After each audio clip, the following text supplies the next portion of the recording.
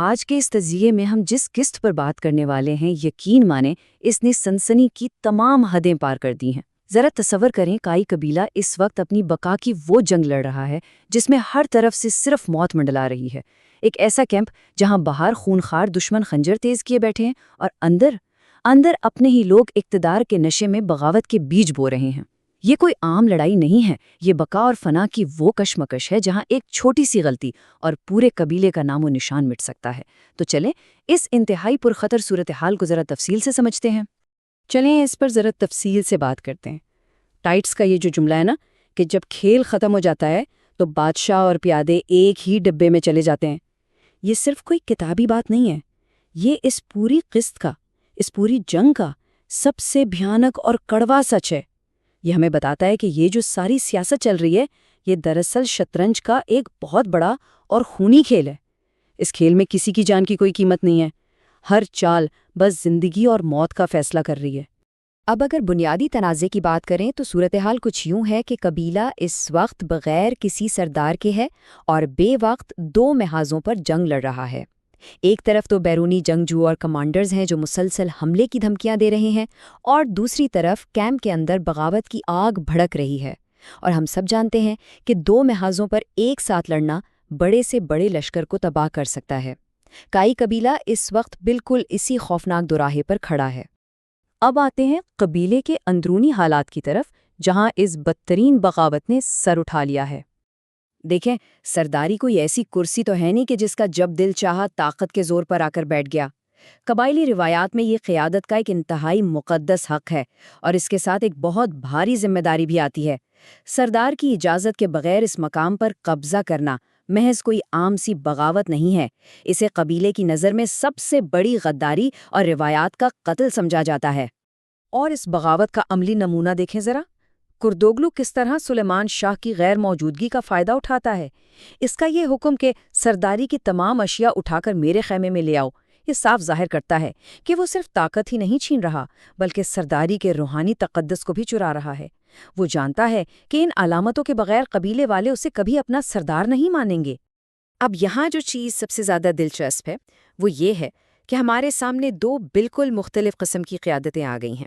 ایک طرف کردوغلو کا وہ طریقہ ہے جو صرف مفاد پرستی، دھونس اور موقع پرستی پر کھڑا ہے، اور دوسری طرف سلیمان شاہ کی وہ قیادت ہے جو بالکل جائز ہے، جس کی بنیاد انصاف پر ہے اور جس کی پورا قبیلہ دل سے عزت کرتا ہے۔ سچی بات تو یہ ہے کہ خوف سے چھینی گئی طاقت اس عزت کا مقابلہ کر ہی نہیں سکتی جو محبت اور اعتماد سے کمائی گئی ہو۔ یہ تو تھے کیمپ کے حالات، مگر دوسری طرف ذرا ارطغرل کی الجھن تو دیکھیں۔ ارطغرل اس وقت جس مشکل میں پھنسا ہوا ہے وہ ان مختلف مطالبات سے صاف ظاہر ہے۔ ایک طرف کاراتوڈر کا سیدھا سا مطالبہ ہے کہ قیدی اور شہزادی اسے دے دیے جائیں، دوسری طرف کردوگلو چاہتا ہے کہ ارطغرل اس کے آگے ہتھیار ڈال دے، اور پیچھے چھپا ٹائٹس، اسے تو بس کائی قبیلے کی مکمل تباہی چاہیے۔ یہ ایسا دباؤ ہے جس نے ارطغرل کو ہر طرف سے جکڑ رکھا ہے۔ اور پھر کہانی میں ایک ایسا دھماکہ خیز موڑ آتا ہے جس نے سب کے ہوش اڑا دیے۔ یہ انکشاف کہ نعمان کوئی عام قیدی نہیں بلکہ سلجوقی شہزادہ ہے۔ اس سچ کے سامنے آتے ہی ارطغرل کا مشن بالکل بدل گیا۔ اب بات صرف چند قیدیوں کی جان بچانے کی نہیں رہی بلکہ پوری سلجوقی سلطنت کے وارث کی حفاظت اس کے کندھوں پر آ گئی ہے۔ داؤ پر لگی ہوئی چیزیں اب بہت بڑی ہو چکی ہیں۔ اب ذرا یہ دیکھتے ہیں کہ دشمنوں کی ان چالوں کی وجہ سے خطرات کس تیزی سے بڑھ رہے ہیں۔ آئیے اب دیکھتے ہیں کہ یہ سب کیسے ایک ساتھ ہو رہا ہے اور وقت کس قدر تیزی سے نکلتا جا رہا ہے۔ کچھ ہی گھنٹے پہلے قبیلے کے قافلے پر ایک بھیانک حملہ ہوتا ہے۔ اس صدمے سے ابھی نکلے بھی نہیں تھے کہ کچھ ہی دیر قبل کردوگلو خیمے پر قبضہ کر کے بغاوت کر دیتا ہے، اور اب کسی بھی لمحے کاراتوئیگر کیمپ پر حملہ کرنے والا ہے، یعنی وفاداروں کے پاس سوچنے تک کا وقت نہیں بچا۔ اور کاراتوئیگر کی چالیں دیکھیں ذرا، وہ صرف تلوار کے زور پر نہیں ڈرا رہا، وہ ذہنی اور سفارتی جنگ بھی لڑا ہے۔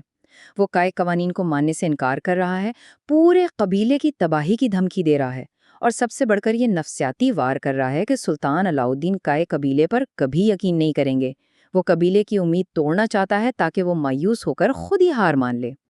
اور پھر عین اس وقت جب سب کچھ ختم ہوتا دکھائی دے رہا تھا، سلیمان شاہ کی شاندار واپسی ہوتی ہے۔ जैसे ही सुलेमान शाह कैंप में कदम रखते हैं, फिजा ही बदल जाती है। ये जो जुमला है ना कि खुदा का शुक्र है कि आप खैरियत से वापस लौट आए, ये उस बेपनाह सुकून और राहत की अक्कासी करता है जो कबीले वालों ने महसूस की। सुलेमान शाह का वापस आना महज एक शख्स का आना नहीं था, बल्कि ये उस सुकून और ताकत की वापसी थी जो साजिशियों ने आर्जी तौर पर छीन ली थी। तो यहाँ सबसे अहम बात ये है कि एक सच्चे रहनुमा की नज़र कितनी तेज़ होती है। सुलेमान शाह कैंप में आते ही गद्दारी को पहचान लेते हैं। वो कोई हिचकिचाहट नहीं दिखाते, फौरन करदोगलू को मुजरिम करार देकर उसे बांधने का हुक्म देते हैं। अंदरूनी खतरे को जिस दिलेरी और तेज़ी से उन्होंने नाकारा बनाया, वो वाकई कमाल की क़यादत की मिसाल है। लेकिन इतना कुछ होने के बाद भी इनका फैसला अंधे इंतकाम पर मबनी नहीं है। उनका ये कहना कि रिवायत के मुताबिक हमारी जिम्मेदारी है कि इस पर हमारी कबीले की अदालत में मुकदमा चलेगा, इस बात को वाज़े करता है कि सुलेमान शाह जज्बात के बजाय कानून और इंसाफ को तरजीह देते हैं, और यही वो उसूल पसंदी है जो उन्हें एक आम सरदार से एक अजीम हुक्मरान बनाती है। अब इन तमाम सनसनीखेज हालात को देखने के बाद एक इंतहाई अहम सवाल जहन में आता है। जब काई कबीले की ये अदालत सजेगी तो रिवायात और कानून इस बदतरीन गद्दारी का क्या फैसला करेंगे? क्या करदोगलू को उसके जुराइम की कड़ी सज़ा मिलेगी या वो अपने बचाव का कोई नया रास्ता निकाल लेगा? इस सवाल का जवाब ही ये तय करेगा कि काई कबीला इस बका की जंग में जीतता है या तारीख के पन्नों में कहीं खो जाता है। और इसका जवाब जानने के लिए अगली कहानी का इंतज़ार तो करना ही पड़ेगा।